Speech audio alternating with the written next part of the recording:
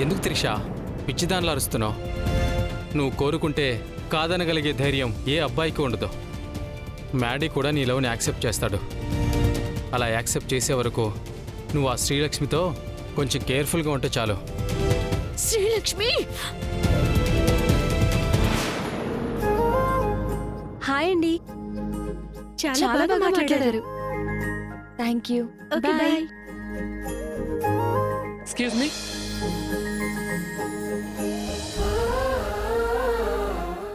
Hi అండి, మీరా?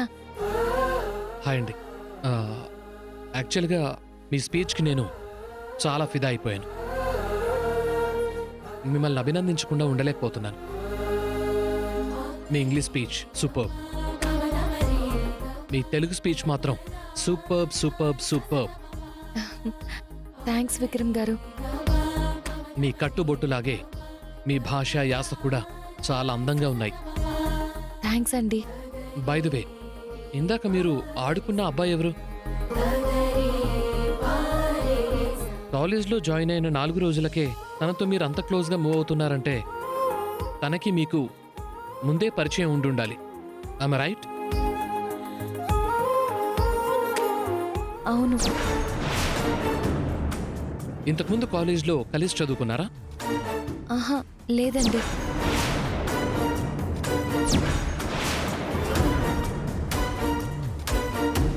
ఎర్ర బస్సుకి ఆ సీనియర్తో మాటలేంటి? మరి తను ఎక్కడ పరిచయం, ఎలా పరిచయం? ఎర్ర బస్సు ఈ సీనియర్కి మా గురించి చెప్పేసేలా ఉంది. ఇష్టం లేకపోతే చెప్పొద్దులేండి. అయ్యో, అదేమీ లేదండి. సూర్యనారాయణ గజపతి గారని మా పెద్దయ్య గారు ఇక్కడే ఉంటారు. నాను పెద్దయ్య గారి ఇంట్లోనే ఉంటాను. ఈయన మా పెద్దయ్య గారి మనవడే. Oh nice. Nice to meet you mister Maddy. Maddy. Same to you. నీతో కొంచెం మాట్లాడాలి. హలో, నీతోనే మాట్లాడాలి. You carry on.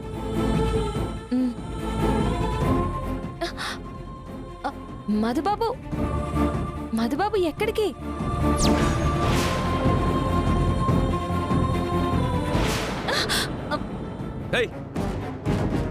అసలు నీ గురించి నువ్వేమనుకుంటున్నావు? ఆ సీనియర్తో ఏం మాట్లాడుతున్నావు? నా గురించి మొత్తం వాగేశావా? దేని గురించి అంటున్నారు మధుబాబు? మనకి జరిగిన పెళ్లి గురించి.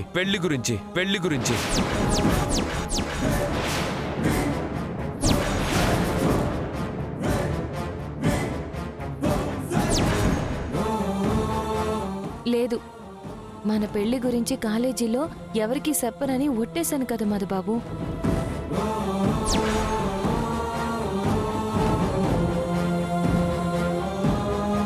అట్టంటప్పుడు ఎవరితోనైనా నానెందుకు చెప్తాను? అంటే మ్యాడీకి శ్రీలక్ష్మికి పెళ్ళైపోయిందా? మధుబాబు, పంతులు గారు పిలుస్తున్నారు, రండి. ఆ వాయిస్ ఎర్ర బస్దే కదా మ్యాడీ? ఆ ఎర్ర బస్ని వేసుకుని గుళ్ళు గోపురాలు తిరుగుతున్నావా? అయ్యో, అంటే ఆ ఎర్ర బస్సుని కూడా నీతో పాటే తీసుకొచ్చావా? తీసుకురాలేదు, తాతయ్య వల్ల తీసుకురావాల్సి వచ్చింది. అంటే శ్రీలక్ష్మిని హిట్లర్ తీసుకొచ్చాడని మ్యాడీ అబద్ధం చెప్పాడా? నువ్వు ఎవ్వరితో చెప్పకపోయినా ఇందాక టిక్కులు కొట్టకురా అని నాతో తిప్పుకుంటూ చేసిన డాన్స్ చూసి త్రిషాకి డౌట్ వచ్చింది. త్రిషకి డౌట్ వస్తే నన్నే చేయమంటారు మధుబాబు. నానంత మంచి స్పీచ్ ఇస్తే ఆడిటోరియం మొత్తం సప్పట్లతో మారుమోగిపోయినది. కానీ మీరు మాత్రం సప్పట్లు కొట్టలేదు, నన్ను మెచ్చుకోలేదు, పొగడలేదు. ఎవరి పెళ్ళామైనా అంత పెద్ద ఎత్తున ప్రశంసలు అందుకుంటే ఏ భర్త అయినా సంతోషిస్తాడు. కానీ మీరు ఆ పని కూడా చెయ్యలేకపోయారు. అందుకే కోపం వచ్చి నేను అలా చేశాను.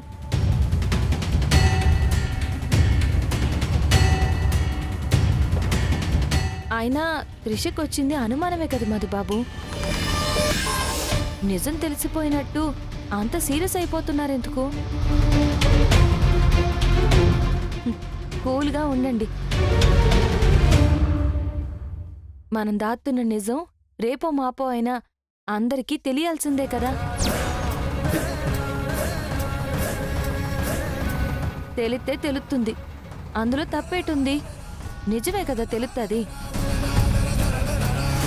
ఈ ఎర్ర బస్కి నా సిచ్యువేషన్ అర్థం కావటం లేదు. నా లైఫ్లో నుండి వెళ్ళిపోమ్మని మంచిగా చెప్పి చూశాను, వినలేదు.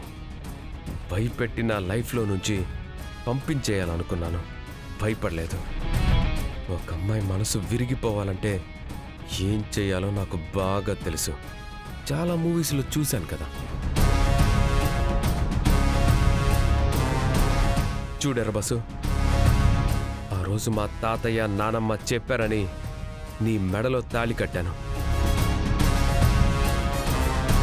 కానీ ఈ రోజు వరకు నిన్ను నా భార్యగా యాక్సెప్ట్ చేయలేదు. కనీసం నిన్ను టచ్ కూడా చేయనివ్వలేదు. నీతో మాట్లాడే ప్రయత్నం కూడా అస్సలు చేయట్లేదు. ఇదంతా ఎందుకు చేస్తున్నానో తెలుసా? ఏముంటుంది మధుబాబు, చదువు మీద కాన్సన్ట్రేషన్ చేయలేకపోతున్నావన్నా భయం అయి ఉంటుంది. కాదు, నువ్వు నా లైఫ్లోకి అడుగు పెట్టక ముందే నా లైఫ్లో వేరే అమ్మాయి ఉంది.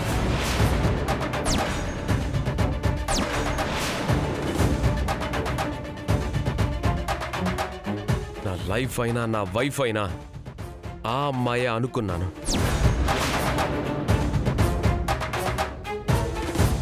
తను లేకుండా నాకు లైఫే లేదనుకున్నాను. నా మనసులో, నా లైఫ్లో ఆ అమ్మాయికి తప్ప మరే అమ్మాయికి స్థానం ఇవ్వకూడదనుకున్నాను. నిన్ను దూరం పెడుతుంటే, నీతో అయిష్టంగా మాట్లాడుతుంటే నువ్వే అర్థం చేసుకొని వెళ్ళిపోతావు అనుకున్నాను. కానీ నువ్వు మాత్రం వెళ్ళట్లేదు.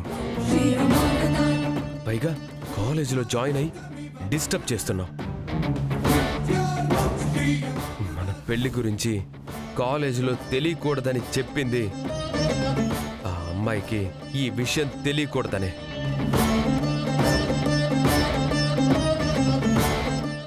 సినిమా కథలు నాకు చెప్పకండి మధుబాబు. సినిమా? మీ మనసులో ఎవ్వరూ లేరు. అట్టా ఉండుంటే నాకెప్పుడో తెలిసిపోయేది. మీరు అబద్ధం చెప్తున్నారు. నో, నేను నిజమే చెప్తున్నాను. అట్టగైతే ఆ అమ్మాయి ఎవరో చెప్పండి.